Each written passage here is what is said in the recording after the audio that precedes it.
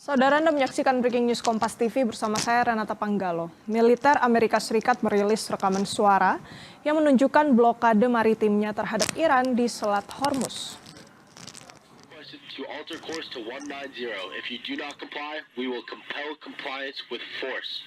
This is Warship 45. We will monitor your course for compliance at this time. Warship 45 standing by on 16 out.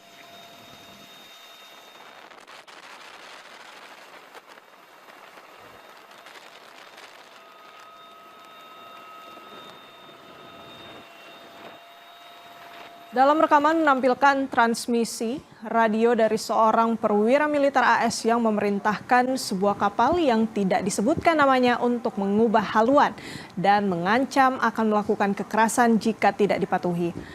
Senkom juga mencatat hingga 3 Agustus pasukan AS telah mengalihkan rute 44 kapal komersial, melumpuhkan 2 kapal dan menaiki 2 kapal lainnya selama operasi penegakan blokade terhadap Iran.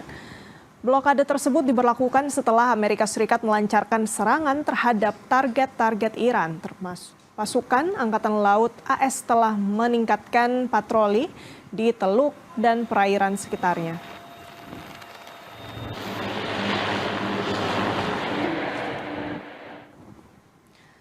Sebelumnya, Iran mengklaim menghantam kapal tanker minyak Kafo Maleas yang mencoba melintasi Selat Hormuz.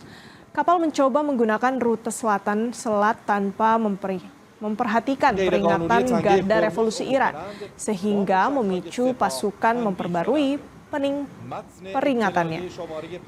Iran mengklaim menghantam 2 kapal tanker minyak yang mencoba melintasi Selat Hormuz pada Jumat waktu setempat. Garda Revolusi Iran menyatakan 2 kapal tanker tersebut mencoba melintasi Selat Hormuz menggunakan jalur yang tidak aman dan ilegal. مدیریت کامل بر تنگه هند و بیدار ایران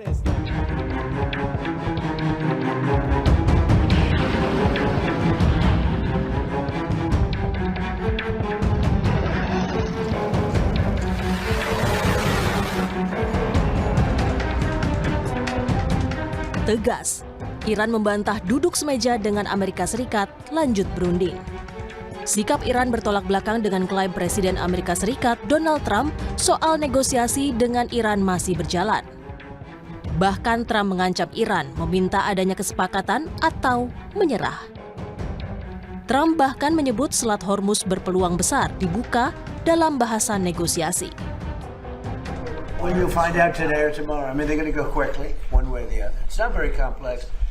We're talking about the strait, the opening of the strait, having it open literally by tomorrow, completely open. And that's phase 1, and phase 2 is we'll talk about the nuclear. Penasehat militer pemimpin tertinggi Iran, Mohsen Rezai, menegaskan tidak ada negosiasi maupun kesepakatan damai baru dengan Amerika Serikat. Iran bahkan menyebut klaim Trump soal pembukaan total Selat Hormuz sebagai kebohongan publik. الان آتش بحثی وجود نداره ولی حملات ما معنا داره مثلا کریدور دوم رو به هیچ وجه ما اجازه نمیدیم در تنگه هرمز کریدور دوم باز بشه حتی اگر ناو هم بیارن ناوشو میزنیم اگر نیروی نظامی هم بیارن میزنیم فعلا ما کشتی‌ها رو تهدید میکنیم که نرن. Teheran telah berulang kali menutup Selat Hormuz sejak Amerika Serikat dan Israel melancarkan serangan terhadap Iran pada bulan Februari. Iran kembali menegaskan bahwa lalu lintas di Selat Hormuz berada di bawah kendalinya. Saudara, Selat Hormuz kembali memanas. Trump klaim Selat Hormuz akan segera dibuka dan akan pegang kendali Hormuz. Teheran tegas membantah klaim tersebut. Bagaimana kelanjutan situasinya? Berikut analisis peneliti senior Indo-Pacific Strategic Intelligence, Asha Kusuma Sumantri.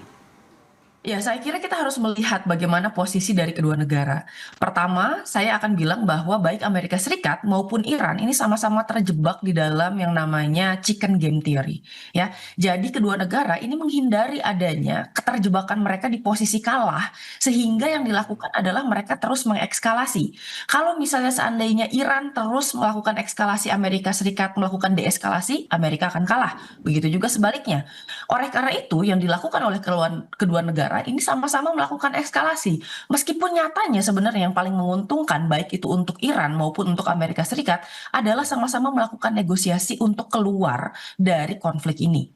Nah, kita lihat kalau misalnya kondisinya masih sama sampai sekarang, tit for tat-nya ini masih berjalan dan baik Amerika Serikat maupun Iran sama-sama tidak mau melakukan penurunan ego dan penurunan tensi di Timur Tengah, maka saya kira sebenarnya konflik di Selat Hormuz ini akan terus berjalan sampai akhir dan ini tidak akan ada ujungnya kecuali ya kalau misalnya salah satu pihak ini kelelahan secara militer, secara ekonomi maupun kelelahan secara dukungan politik di dalam negerinya. Ketika Trump bilang bahwa Selat Hormuz akan kami buka besok misalnya itu, mampukah AS membuka Selat Hormuz, Mbak Isa, menurut Anda? Saya kira tidak. Kalau itu sudah jelas. Karena kita lihat di sini sebenarnya Iran masih memegang kuasa penuh atas Selat Hormuz. Pertama kita lihat dari MOU di tanggal 17 Juni ya yang kemarin ditandatangani oleh Amerika Serikat maupun Iran, jelas ditulis di pasal kelima bahwa Iran ini akan memegang kendali atas Selat Hormuz sampai akhirnya ditentukan pengaturan antara Iran dan Oman pasca kemudian konsesi yang dicapai setelah 60 hari tersebut. Tapi sampai sekarang saya kira sebenarnya Amerika Serikat tidak melakukan apa yang kemudian disepakati di dalam perjanjian tersebut. Selain itu, Iran sekarang masih memegang kendali atas titik Selat Hormuz. Meskipun Amerika Serikat mengklaim bahwa mereka sebenarnya memiliki armada pasukan laut yang lebih kuat dan superior dibandingkan dengan Iran, saya kira sebenarnya Iran juga sekarang ini masih memegang kendali penuh. Kenapa? Yang pertama kita lihat coastal defense Iran ini masih berjalan dengan baik. Yang kedua, Iran meskipun Amerika Serikat mengklaim sudah menghabisi sekitar 30-40% dari armada laut Iran, sebenarnya Iran masih memiliki kekuatan, baik itu kekuatan yang berasal dari center of gravity-nya, yaitu dari misil-misil yang kemudian bisa diluncurkan oleh Iran, maupun kemudian dari fasilitas-fasilitas lain seperti misalnya adalah platform kapal ya yang sifatnya adalah swarm boats yang bisa kemudian menyaingi sebenarnya kapal-kapal besar Amerika Serikat.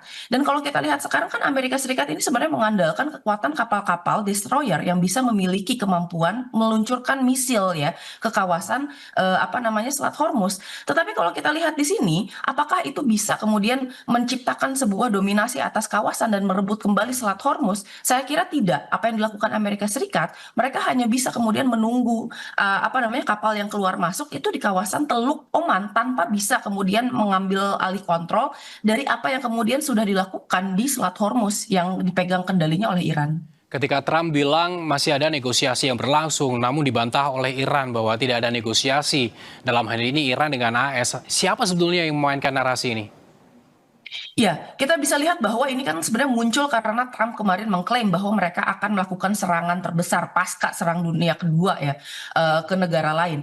Nah, lalu kita lihat setelah itu sebenarnya ada 3 negara yang berperan secara krusial sebagai mediator di antara Iran dan Amerika Serikat. Nah, yang pertama kita lihat itu ada Arab Saudi, yang kedua itu adalah UAE, dan yang ketiga adalah Qatar. Ketiga negara ini sebenarnya berusaha untuk mencegah eskalasi lebih lanjut. Dan sebenarnya dari pernyataan Pangeran bin Salman sendiri, beliau menyatakan bahwa mereka lebih memilih untuk jalur negosiasi dibandingkan dengan jalur kekerasan. Dan ini sudah tercermin sebenarnya dari cara-cara mereka. Meskipun ketiga negara ini memang secara diam-diam juga melakukan serangan ke Iran, tetapi memang ada penahanan diri yang sangat kuat dari ketiga negara untuk tidak mendeklarasikan dirinya sebagai belligerent di dalam perang. Jadi rata-rata retaliasi yang mereka lakukan juga karena Iran ini menyerang negara mereka meskipun yang diserang adalah base Amerika Serikat gitu. Jadi tidak ada sebenarnya keinginan mereka untuk terlibat di dalam perang ini secara langsung. Nah, di sisi lain sebenarnya Amerika Serikat saya kira sekarang sudah desperate dan kehabisan akal karena serangan-serangan yang kemudian dilakukan oleh Amerika Serikat